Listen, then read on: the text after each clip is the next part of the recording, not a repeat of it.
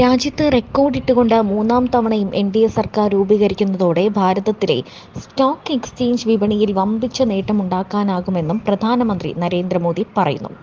10 വർഷത്തെ ബി.ജെ.പി സർക്കാരിന്റെ കൃത്യവും സുശക്തവുമായ നയങ്ങൾ രാജ്യത്തെ സമ്പദ് വ്യവസ്ഥയെ ശക്തമാക്കി. ഇത് എന്റെ ഉറപ്പാണ്. ജൂൺ 4-ന് ബി.ജെ.പി റെക്കോർഡ് നേട്ടത്തിൽ അധികാരത്തിലെത്തുമ്പോൾ ഓഹരി വിപണിയും പുതിയ റെക്കോർഡ് ഉയരങ്ങളിലെത്തും. ദേശീയ മാധ്യമത്തിന് നൽകിയ അഭിമുഖത്തിലാണ് അദ്ദേഹം ഇക്കാര്യം പറഞ്ഞത്. 2024-ൽ സെൻസെക്സ് 25,000 പോയിന്റിൽ നിന്ന് 75,000-ലേക്ക് ഉയർന്നുവെന്ന് ബിസിനസ് ദിനപത്രം പറഞ്ഞതായി പ്രധാനമന്ത്രി മോദി പറയുന്നു.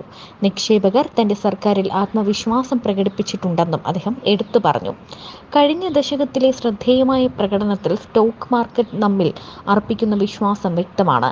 ഞങ്ങൾ അധികാരമേറ്റപ്പോൾ സെൻസെക്സ് ഏകദേശം 25,000 പോയിന്റായിരുന്നു. ഇന്നത് 75,000 പോയിന്റിൽ എത്തി. ഇത് ചരിത്രപരമായ ഉയർച്ചയാണ്.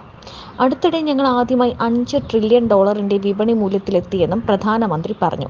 കഴിഞ്ഞ 10 വർഷത്തിനിടയിൽ നിങ്ങൾ ഡിമാറ്റ് അക്കൗണ്ടുകളുടെ എണ്ണം പരിശോധിച്ചാൽ പൗരന്മാർ ഇന്ത്യൻ സമ്പദ് വ്യവസ്ഥയിൽ ആത്മവിശ്വാസം പ്രകടിപ്പിക്കുന്നു എന്ന് മനസ്സിലാകും.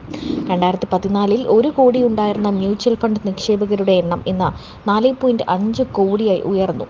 തൽഫലമായി നമുക്ക് ആഭ്യന്തര നിക്ഷേപത്തിന്റെ വിശാലമായ അടിത്തറയുമുണ്ട്.